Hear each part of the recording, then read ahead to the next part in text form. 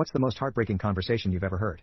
A few years ago, I was sitting on the bus and I overheard this child and mother talking.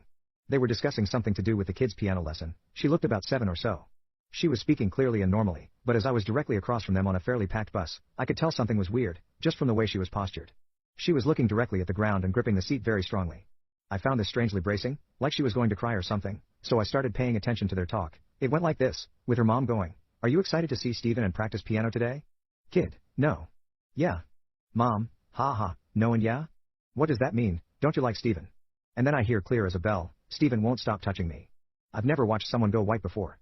The woman had a very medium-toned complexion, but as soon as her daughter said this, she went very pale. I was also totally stunned. No one expected this, and many other people looked right at the girl in shock.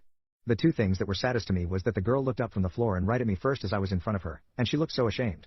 All sorts of awful things were racing through my mind, like who is Steven? The instructor? Probably. Is he related to her? How long has this been happening?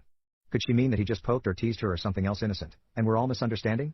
But no, the girl's face was a dead giveaway that she knew he was doing something disgraceful and dirty, not just playing.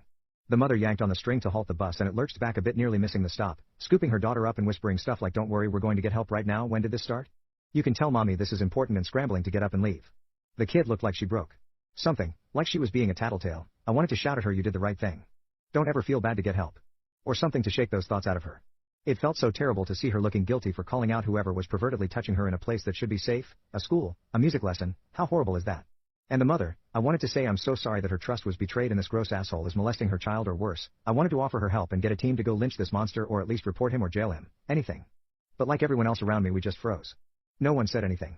We just all leaned back into our seats as they bolted off and avoided eye contact.